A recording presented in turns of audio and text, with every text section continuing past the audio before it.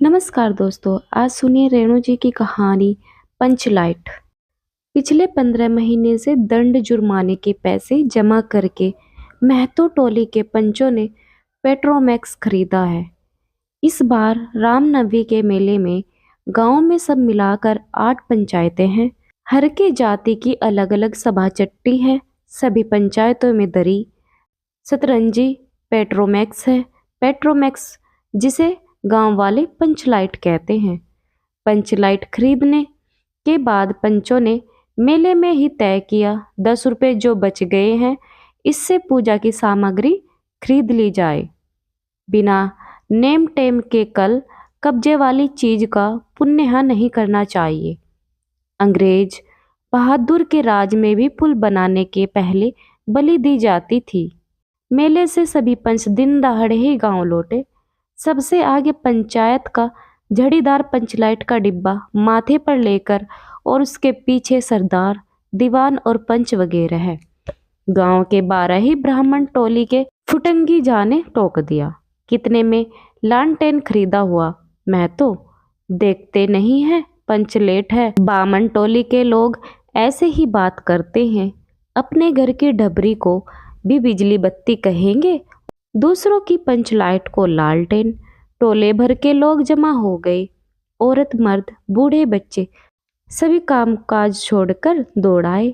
चल रे चल, अपना पंचलाइट देखेंगे। पंचलाइट झड़ीदार अंगुन महतो रह रहकर लोगों को चेतावनी देने लगा। हाँ, दूर से, जरा दूर से, छूना मत, छूना मत, ठेस न लगे।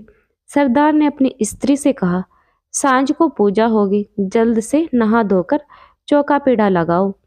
टोले के कीर्तन मंडली के मूल गेन ने अपनी भक्ति पचकाओं को समझाकर देखो, आज पंचलाइट की रोशनी में कीर्तन होगा।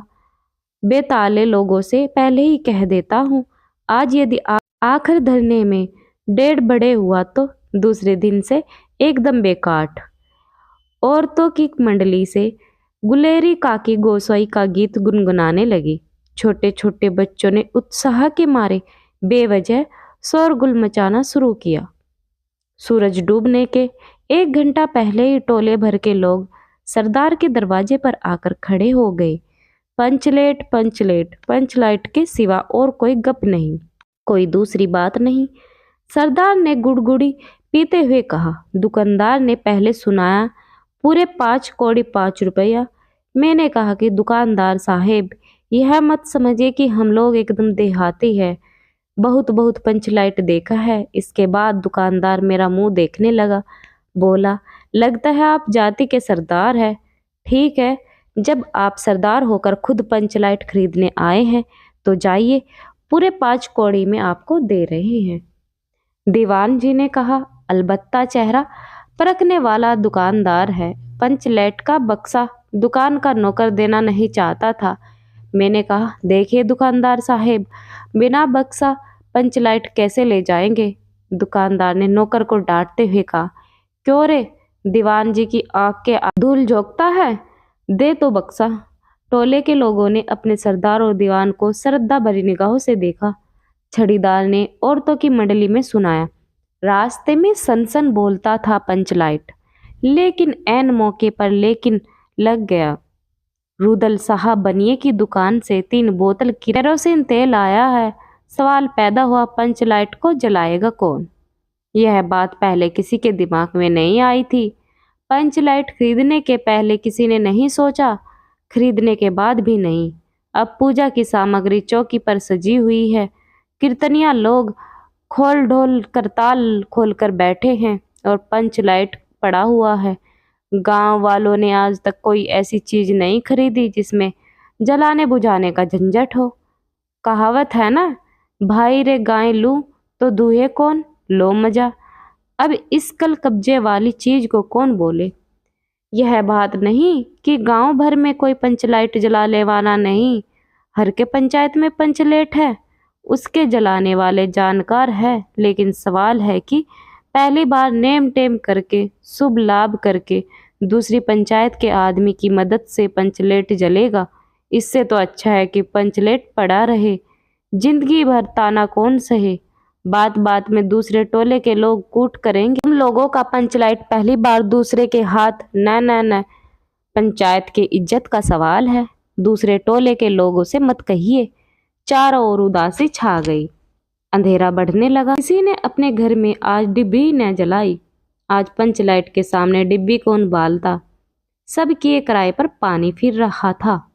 सरदार दीवान और छड़ीदार के मुंह में बोली नहीं, पंचों के चेहरे उतर गए थे। किसी ने दबी आवाज में कहा, कल कब्जे वाली चीज का नखरा बहुत बड़ा होता है। एक नौजवान ने आकर सूचना दी, राजपूत टोली के लोग हंसते हंसते पागल हो रहे हैं। कहते हैं कान पकड़कर पंचलेट के सामने 5 बार उठो बैठो, तुरंत जलने लगेगा। पंचों ने सुनकर मन ही मन में कहा, भगवान ने हंसने का मौका दिया है, हंसेंगे नहीं। एक बूढ़े ने लाकर खबर दी, रुदल साहब बनिया भारी बतगड़ आदमी है, कह रहा है पंचलेट का पंपू जरा होशियार से देना। गुलेरी काकी की बेटी मुनेरी के मुंह में बार बार एक बात आकर मन में लौट जाती। वह कैसे बोले। वह जानती है कि गोधन पंचलेट बालना जानता है, लेकिन गोधन का हुक्का पानी पंचायत से बंद है। मुनेरी की माँ ने पंचायत से फरियाद की थी कि गोधन रोज उसकी बेटी को देखकर सलम सलम वाला सिल्मा का गीत गाता है, हम तुमसे मोहब्बत करके सलम। पंचों की निगाह पर गोधन बहुत दिन से चढ़ा हुआ था। दूसरे गांव से आकर बसा गोधन, और अब तक टोले के पंचों के पान सुपारी खाने के लिए भी कुछ नहीं दिया। परवाह ही नहीं करता है। बस पंचों को मौका मिला, 10 रुपये जुर्माना, न देने से हुक्का पानी बंद।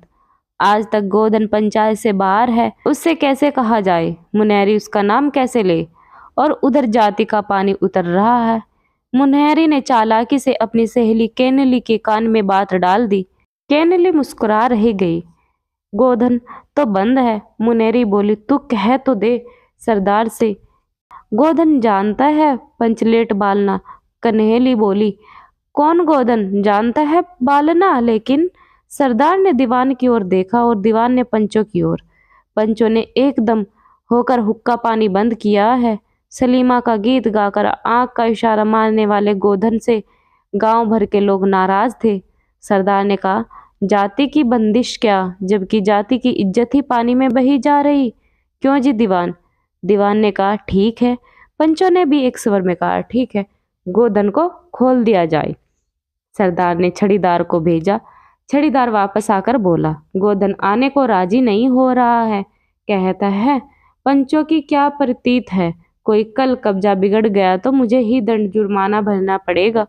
छड़ीदार ने रोनी सूरत बनाकर कहा, किसी तरह गोधन को राजी करवाइए, नहीं तो कल से गांव में मुंह दिखाना मुश्किल हो जाएगा। गुलेरी काकी बोली, जरा मैं देखूं कहिए।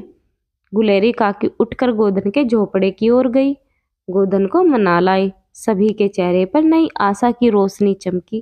गोधन चुपचाप पंचलेट में तेल भरने लगा। सरदार की स्त्री ने पूजा की सामग्री के पास चक्कर काटती हुई बिल्ली को भगाया। कीर्तन मंडली का मूल गेन मूर्छल के बालों को संवारने लगा। गोधन ने पूछा, स्प्रिट कहाँ है। बिना स्प्रिट के कैसे जलेगा, लो मजा। अब यह दूसरा बखेड़ा खड़ा हुआ।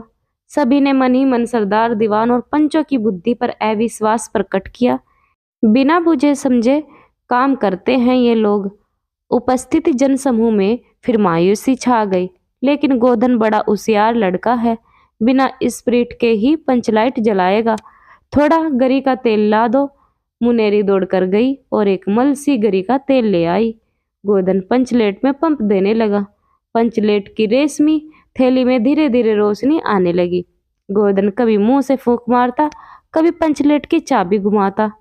थोड़ी देर के बाद पंचलेट से सनसनाहट की आवाज निकलने लगी और रोशनी बढ़ती गई।